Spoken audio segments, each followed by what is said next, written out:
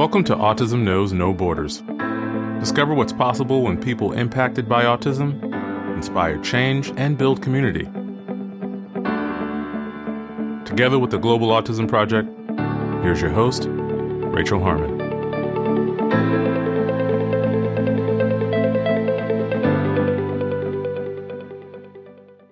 Hello, everyone. This week's episode is a recording of one of our Global Autism Community exclusive events. The topic of this roundtable discussion was summer travel and holidays. It was hosted by community moderator Corben Havener. Corben is an Autistic Self-Advocate from Indiana who joined our moderator team this last June. Participating in this event were community members Danielle Terrell, Liz Castillo, and myself. In today's conversation, we discuss dealing with hot weather and changing temperatures, amusement parks and roller coasters, accommodations such as sensory processing break areas, tips for traveling by plane and car, challenges with fireworks during holidays, interruptions in routines, and summer camps. In this episode, discover what's possible when you're ready to have fun. To learn more about the participants in this discussion, please visit our show notes at autismknowsnoborders.com. Roundtable discussions like the one you'll hear today are open exclusively for members of our online Global Autism Community. We select a different theme each month, and our moderators monitor posts daily to ensure that our online space remains safe and respectful.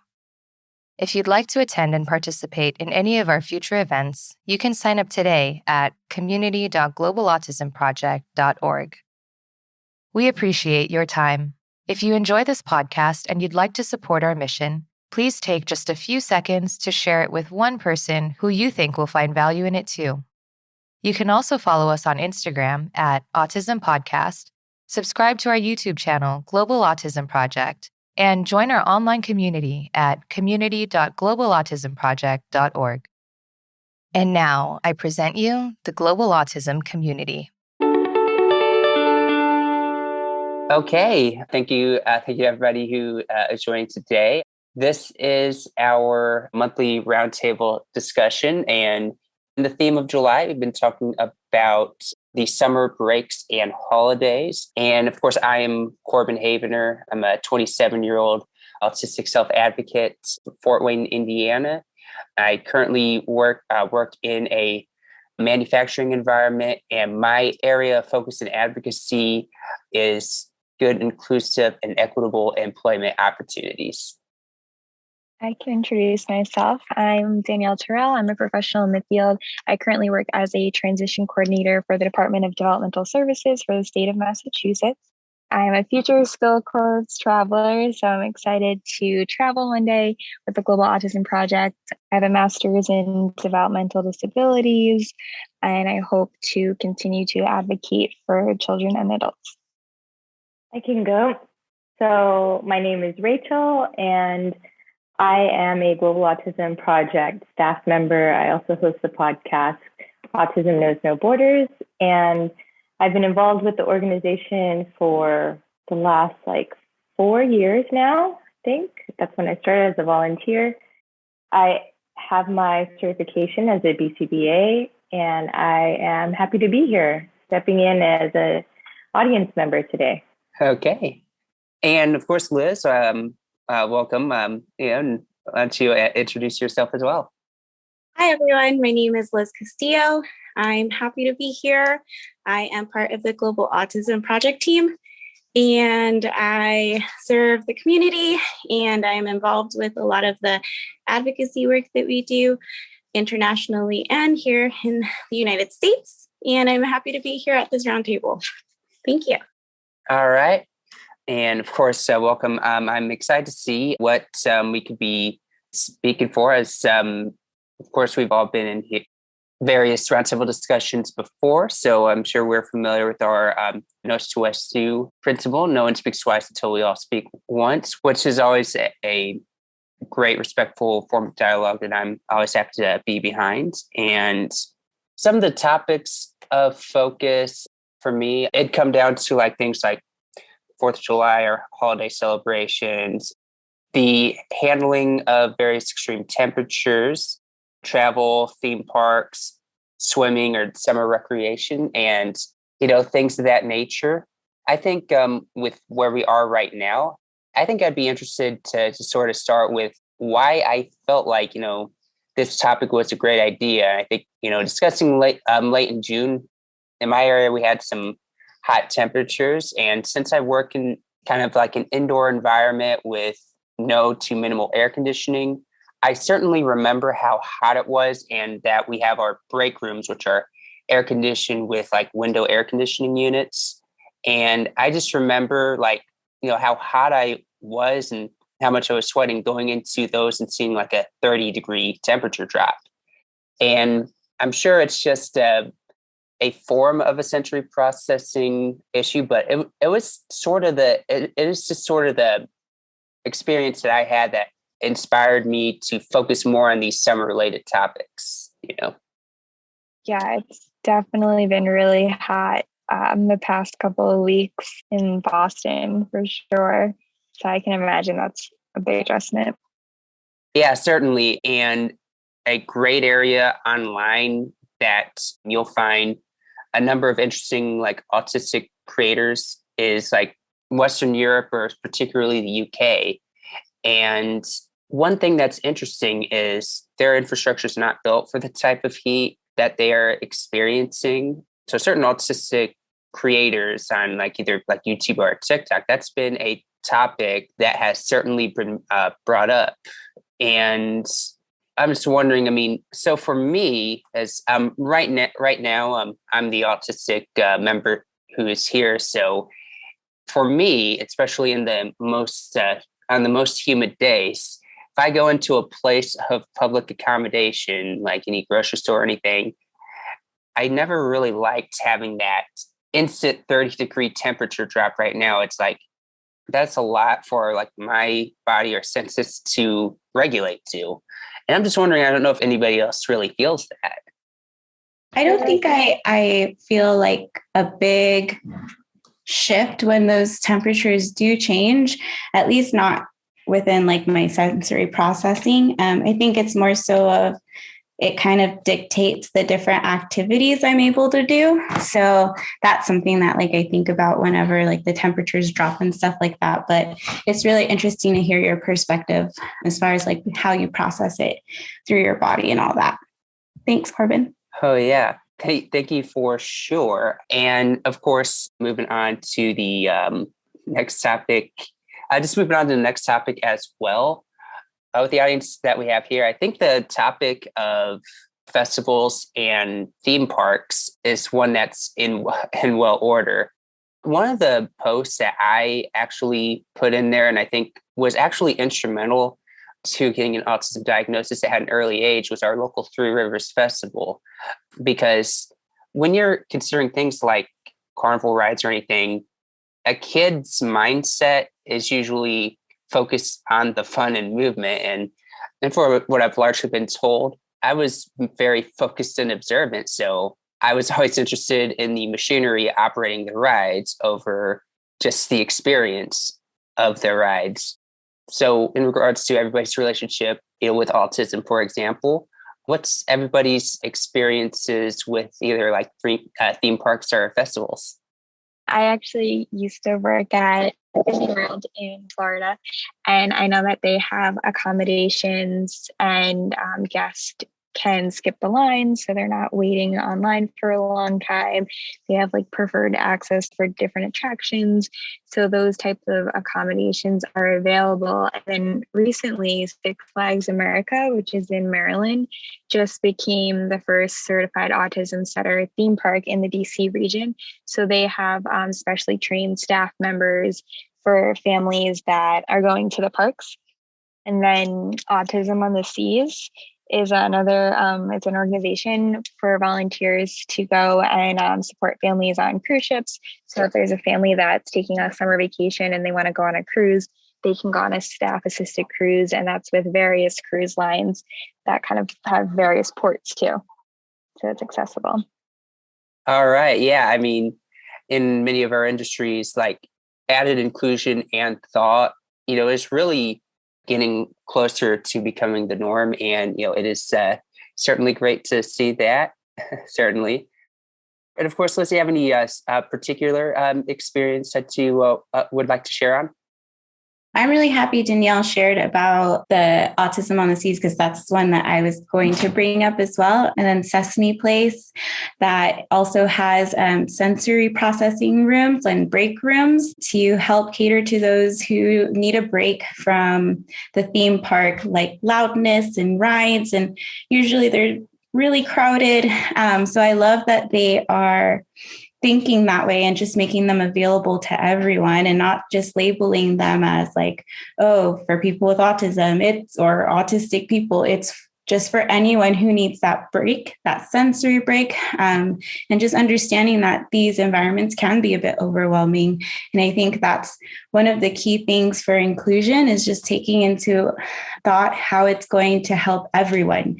And so that's really awesome. I really appreciate that theme park has done that for our community. And then the other thing I wanted to share about is not so much amusement parks, but during my time in Maryland, I found a lot of parks had little signage and signs around the parks so that people could use picture exchange, like modeling, for communication. So I saw a lot of kids they would go to the board and point to the swing so that their parents would know, like, oh, you want to go on the swing? Cool, let's go. And so I thought that was really cool too. And another way to really be inclusive in that space that I hadn't seen before, really, aside from my time in Maryland. So I thought that was really cool. And I thought, wow, like, it's such a simple thing that was added to the park, but can make a huge difference for a kid who is unable to use their words in that environment, or maybe ever. So it was just really cool to see that. Yeah, I think that is certainly interesting. I know, for example, out of DC, ASAN is, of course, an autistic-led advocacy group. And I can't help but think that maybe that one sort of had a hand in that influence, as I know Maryland and their proximity to DC is a great one. So that is certainly interesting to know. Does anybody else have any cool insights to share regarding amusement parks or theme parks? So I grew up close to Disneyland Anaheim and also Magic Mountain, like in Valencia in California.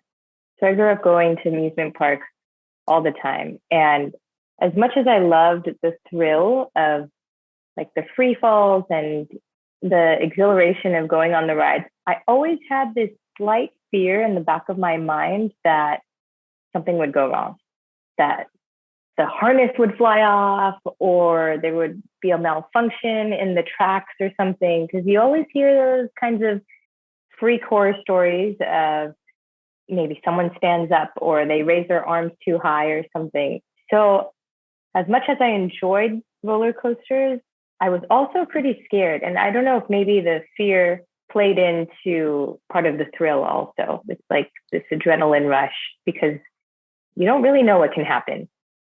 So that's my experience with, although I will say now, as I've gotten older, now I just get headaches. And so like, I'd rather pass and just like stand on the sidelines. Yeah, I feel like that is an experience as people move to different stages of their lives, and maybe they're more prone to like some of the physical repercussions, especially if you're riding an old aerodynamics coaster, which, side note, there's a little bit of a special interest. So I know various roller coaster manufacturers, but certain manufacturers or styles can really bang you around more than others. And of course, I have my my experiences with theme parks now. Part of the thrill is that that you're not in that immediate control. But particularly with my Cedar Fair park chains, for one thing, I know I have my full confidence in the safety and operational nature of the rides. What I consider my home park is Cedar Point. And I remember that summer, I always, for a lot of times, I love, getting out on the road and going different places. And that was always the angle that over the years that I approached those things. But eventually I'm like, I convinced myself that I really do want to get on these rides. And I think it was the summer between my 6th and 7th grade year, I decided to go big. So, I remember having my heart absolutely pounding, waiting to get on Millennium Force. And, this was the world's original Giga Coaster. So Giga Coaster is a full circuit roller coaster with a lift height of at least 300 feet. And of course, this one is a near vertical drop. And once I got through that experience, I realized that even though I'm not great with heights or anything, that moment where once that original drop is gone, you're just flying and you just get the chance to, enjoy all of the sensations that it has. And of course, ever since then, especially, I've just been a big fan of Cedar Point and many of the attractions that they have added since then, including Steel Vengeance, which is my current favorite. So now that we have that, I figured we can pivot. The interesting aspect here is everybody in here, I guarantee, is more experienced than me in traveling, especially different modes of travel, non-car based. So yeah, I'd be interested to hear everybody's different perspectives related to travel. Let's just focus on airline travel to start with. I know there's a lot of moving parts to be considered. So, does anybody have interesting perspectives or insights to share on airline travel? I'm definitely not the best because typically when I travel, I'll show up to the airport 10 minutes before boarding and I'm fine.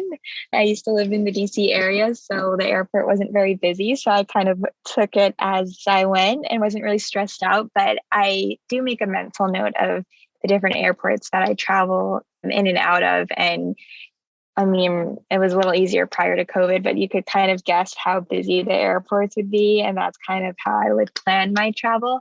But I do know also prior to the pandemic, JetBlue had a program. It was called Wings for Autism.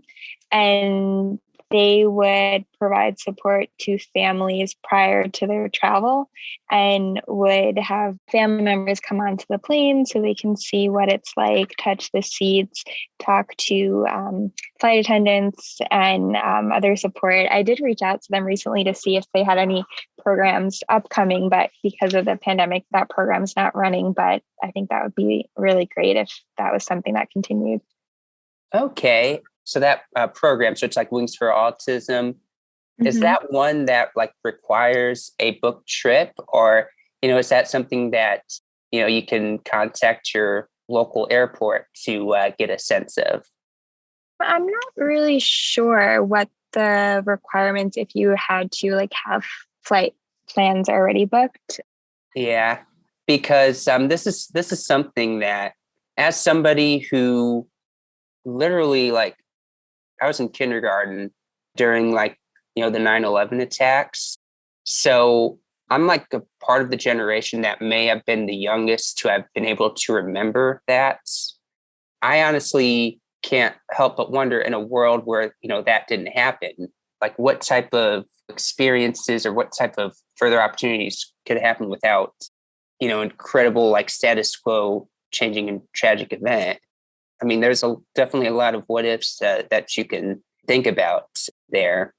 And obviously, I'm not a frequent traveler, so there definitely tends to be different perks. I think everybody else here travels a lot more than us. But does anybody want from a more frequent traveler perspective, want to share what's the best airline traveling tips that anybody feels like they can offer? Well, I would say they have these machines now at the airport that are more advanced with technology, where you don't have to take out all of your electronics or even all of your toiletries. And not all airports have them. And even within one airport, not every line has this type of machine.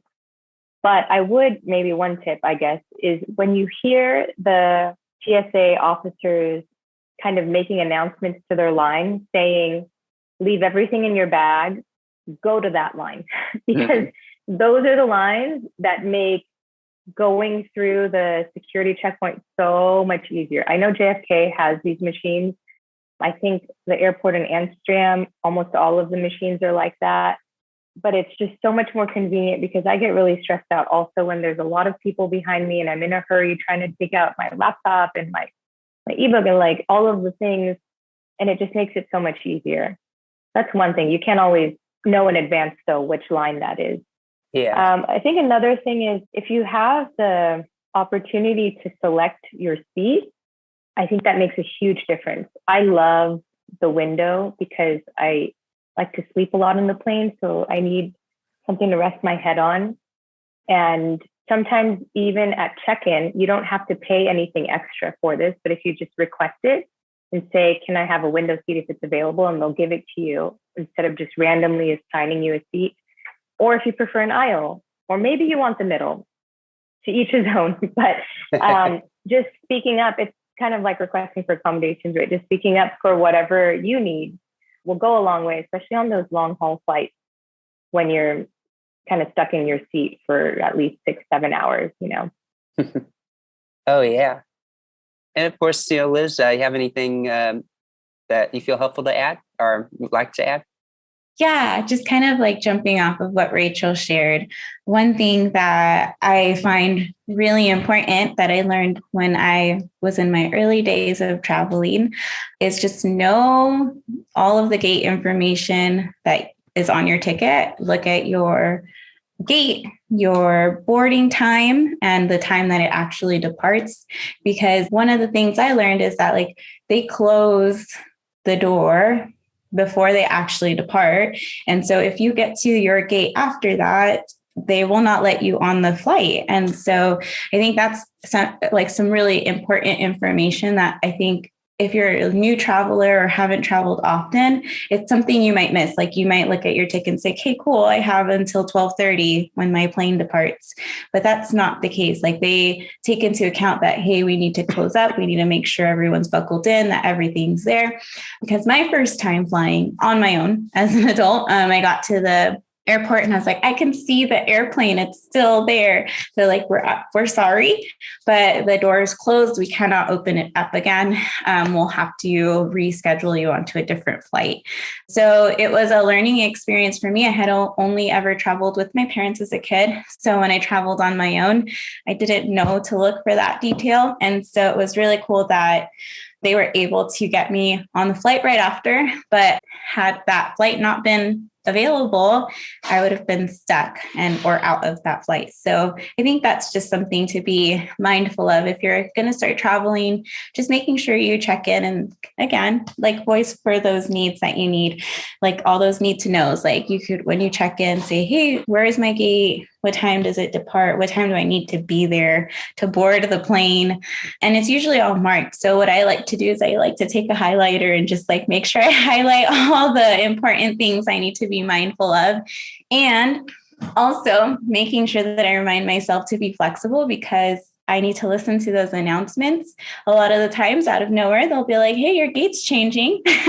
And now you have to run across the airport and get to another gate to get on your plane. And now you only have 5 minutes to get there versus, oh, I'm sitting here hanging out for 20 minutes till my plane boards. So I think like if you're a new traveler or you're just starting to travel through airlines, those are some things to kind of keep in mind as you start taking adventures. Yeah, of course. Well, thank you for sharing. And and I actually had my own travel experience myself. So this happened to be the month of June. Obviously, we all here definitely miss David Sharif, and definitely wish like he was able to be on this call with us today. He definitely made all these better, but one of the things that sort of shifted my mindset from that was it's like I just wanted to go to New York. So I contacted some people. I even had a chance to get together with Ben, which was nice. I just got to talk about some things in a more rambling type fashion, but obviously, because I just had it limited to sort of a 3-day weekend, flying was what I had to do. So the first thing I wanted to make sure that I booked the earliest flight possible, just in case anything fell apart. I wanted to make sure there could be other options, but going there from Detroit, transferring at DC Dulles to LaGuardia, that wasn't overly stressful. There was one tight connection at Dulles that was a 30-minute layover, and 30-minute layover does not necessarily mean you have 30 minutes to get there. So, I just sort of had to get off the plane and immediately go to that next gate. And, getting to LaGuardia, landing there. LaGuardia is a recently renovated airport, very nice airport to land in, and very few problems going there. Now, departing, going back to Detroit, the layover in Dulles, that one had a few more challenges. I try to stick to the 2-hour rule, but I was determined to take public transportation, which I was very proficient at when I was there. But I had some confusion on getting on the LaGuardia Link, which is a bus that connects with a subway stop in Queens to get there. And then first mistake I made was I got off at the wrong terminal, because that airport is under construction and there's no quick way to get from one terminal to another. I'm just starting to get really panicked. I'm losing time. And then checking in to United Airlines. Well, I pre-checked in because being prepared and everything. But then there was a message offering a voluntary bump to get on another flight. And I'm starting to freak out even more. Like, I have to go to work the next day, what I'm going to do. And I guess the associate saw that I'm not very experienced in airline travel, so she graciously helped me out. Then the initial flight got delayed, and LaGuardia is known for having queues on the runways. So we were sitting for over an hour on a queue waiting to take off because there was weather earlier in that day, and a lot of flights that needed to take off were backed up. And I'm like absolutely convinced that I'm going to miss my connection at Dulles. But a passenger on that flight graciously let me know like what was going on. And it turned out, because of a crew mix-up, my connection from Dulles to Detroit was delayed until 1 a.m. So I didn't miss it. I just sort of had to wait there until 1 a.m. And then I got back to Detroit, had a 2.5-hour drive of fighting highway hypnosis to, get back home to Fort Wayne.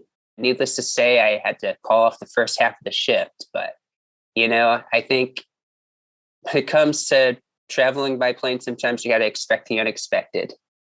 I think that's probably the greatest advice for airline travel. Yeah. Especially these days. Yeah. Especially Dulles. I haven't been to many airports, but that's my least favorite airport I've been to. All right. So do you need to leave us, Liz? It was great having you on this call. Okay. Well, and let's talk about other forms of travel. I know, for example, in the United States, in particular, driving is disproportionately more common here than anywhere else. Is there any tips regarding, some of our longer driving trips? I have done multiple trips that they were driving, but mostly for moving purposes. So with a long car ride, packing snacks, kind of being aware of where the rest stops are. They're not always consistent. So just keeping that in mind of when you can get off and either take a break to use the restroom or just stretch. So kind of thinking about that. And personally for me, if I'm traveling by myself, I also prefer an earlier, whether flight or just an earlier departure in case something does happen. So I feel safer in daylight hours if plans change. Just overall comfort with what you're wearing, and to kind of backtrack with the airport, shoes that are easy to get on and off, not too many things in your pockets or wearing too many things that you're going to have to take off going through security. And then in those road trips, comfortable shoes that, you're safe in while you're driving, but also to get you through however long the trip may be. All right. Very well. And Rachel, you actually do live in Barcelona, or? Yeah, I live in Barcelona now, and I do not own a car, which is actually very liberating to not have to look for parking or pay for insurance or pay for gas and stuff. But when I was living in California, the last place I lived was Oakland, near San Francisco in the north. And we would do road trips down to Los Angeles about once a month, once every 6 weeks. And that drive is about 5.5 hours without stopping, but we would plan rest stops and lunch breaks and everything in between. So it ended up being close to 6.5 hours.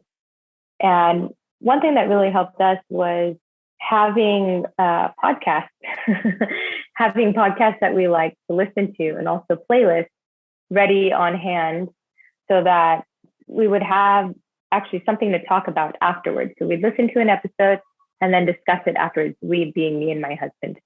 So that really helped kind of break the monotony of the long drives and all of the hours. Another thing that was helpful was leaving very early in the morning to beat traffic. That way you beat the rush and everything, and you get to the destination and you still have the whole day ahead of you, and you're not exhausted from the heat and all of that. Okay. So, yeah. And when it comes to beating traffic now, this is something to consider. So first of all, it might be a multi-day road trip, right? And of course, if you know where you might need to stop, it's always helpful to book those hotels, even though they may not be like high-end hotels. They might be some of the roadside stuff. But if you're booking something that's in a larger city, let's just say I am driving west and it's unlikely that I can get past Denver. If I'm booking a hotel, I want something that if I'm going to get going early the next day, I want to book something more toward the western edge of Denver if I'm heading west. Book it for the edge of the city that corresponds with the direction that you're driving. That way, you're not dealing with any of the specific city or metropolitan area traffic right from the start of your day. Yeah, that makes a lot of sense. It's a great point, Corben. Mm-hmm. So one of the things I was thinking about opening this up with, but, July, very early on in July, we probably have our most recognizable summer holiday. And, it's largely a spectacle, obviously, and fireworks are largely the way that it's celebrated. And, there's usually every year a reminder that, the most common reminder is your pets don't like the sudden loud noises of fireworks. And, other times people will bring up that, combat veterans do struggle with that, especially combat veterans with PTSD. And I think, in a lot of ways, a lot of the autistic population with a lot of those sensory processing challenges can often struggle with this holiday as well. So, knowing that, does anybody take any more specific precautions or considerations when celebrating a holiday like the 4th of July? Well, so for the past few 4th of Julys, I've been here in Barcelona, but we do have something equivalent. Actually, the week before, it's, I think, June 24th. It's a festival called Saint Juan, pretty much. And there's fireworks all over the city. And I have a dog, and I've witnessed how uncomfortable it can be for him. So one thing we try to do is give him a safe space to escape to, which maybe can be relatable. I don't know, Corben, you can speak to this, like having a place where that it's not so loud if there are fireworks, that maybe the sound doesn't reverberate against the walls too much. Whenever we leave, we try to close all the doors, close all the windows, just so that he feels more comfortable. But it did cause a lot of problems this year because he would hear the firecrackers and the fireworks in the street. And then when it was time to take him out for a walk, he wouldn't want to move. Like he'd plant himself on the floor. I don't know if he even smelled maybe some of the residue from the firecrackers in the air. And so he knew that it was around or something, but it was pretty bad for the week leading up to the holiday and the week or two afterwards also, because there was still stuff going on around the city. Okay. Yeah, I think one of the things that I was anticipating, so I think the previous 2 years I lived in an apartment complex. There tends to be a lot more regulation, but I live in a rather decent sized city. It's not a huge city. I'd say the population's like 266,000. So it's a city big enough to have things. But, when I moved into the neighborhood that I moved into now, I think I had a sense of anticipation that it could be chaotic because, in past years when we've gone downtown for that celebration, I just remember some of the neighborhood streets, like people would be shooting off like different fireworks and firecrackers just in the middle of the streets. And I just found it to be a general sense of chaos that just for like driving, it just, I never felt overly comfortable with. But I'm thankful that my neighborhood, there wasn't a bunch of random fireworks being shot off in the middle of the streets. I don't know if they cracked down on it or anything, but, I'm definitely at least appreciative of that. Yeah, I think it really depends on what city you live in. So kind of if you're like new to a certain city, if you can connect with neighbors to see what kind of has happened in past years to help prepare. I have a cat and he's sensitive sometimes even just to thunder. So during the summers, in the past, I've known friends that have pets putting on the AC to kind of help with the sound a little bit. Or if for dogs, I had a neighbor who used to give their dog Benadryl on the 4th of July just to help ease them from the noise sensitivity. If there's any preparation that you can do beforehand, but I think it definitely does vary from city to city. Okay. Well, very well. Now, time-wise, I think we're getting a little bit close to the hour, but I think if it's all good, we could probably do one more topic. And I think a topic of discussion in the community I've seen has to do with routines. So, I just want other people to have a chance to go before I add into this. So when it comes to the interrupted or changed routines of summertime, anybody that's ever worked with autistic community members, how have we addressed or accommodated for the interruptions or changes of routines that are related to the summertime? Some options for children that are in school, they may have an accommodation on their IEP for an extended school year. So during the summer, they may participate in a summer school course just to kind of keep that routine going and also to accommodate their IEP goals and objectives. Also, some communities may have a summer program for kids to participate in, like a summer camp. Okay. In my area, there's a lot of different accommodations at beaches and parks, whether it's they have accessibility for individuals who may be in a wheelchair to get onto the beach and get close to the water, or a safer environment in the parks, assistive technology that would support with water sports. Yeah, so the agency that I used to work for in California, we created our own summer camps for the kids that we worked with, and it was so much fun. You can build on those social skills, and it's a great way to meet friends. And we had different kinds of activities like outdoor sports, like water balloon toss, and we had a music class where they would have drum circles and sing-alongs without the pressure of these academics and all of that. So I think building in that sense of routine in a different environment can also be really, really comforting in a way. There's always that adjustment period in the beginning, but then people adapt and they get used to that. And it's like they don't want summer camp to end at the end of the summer. So it was always so much fun. All right.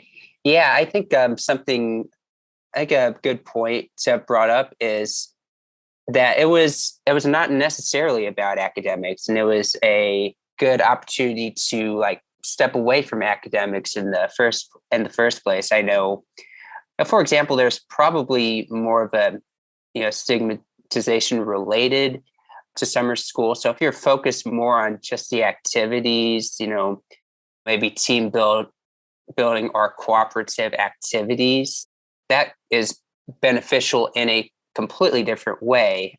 I was very much focused on getting good grades in school. And, one of the biggest disappointments I remember is I couldn't quite get past the C in pre-calculus. That was always a huge disappointment to me.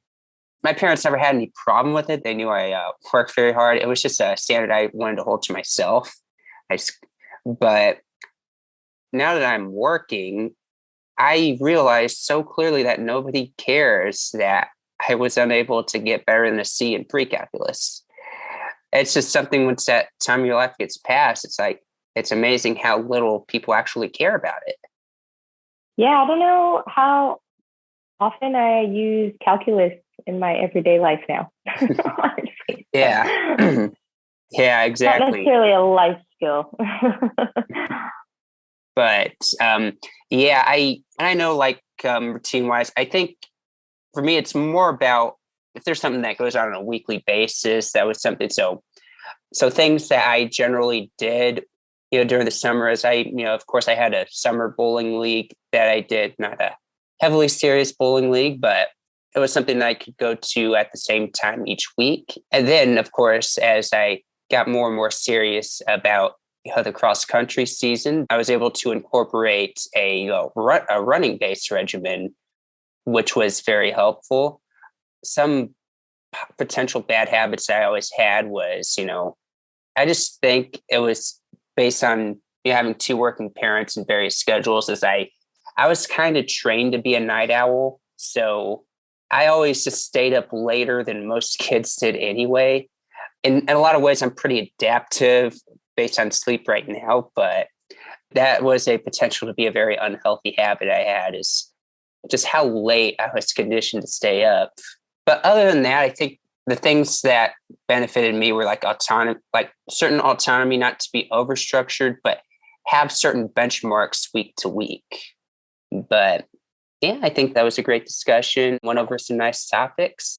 Yeah, And absolutely. I look forward to seeing what areas of discussion that we can have in the future. Yeah, Corben, you did amazing. Thank you so much for stepping up into this role. Okay. Yeah. Thank you. Thanks for tuning in to Autism Knows No Borders.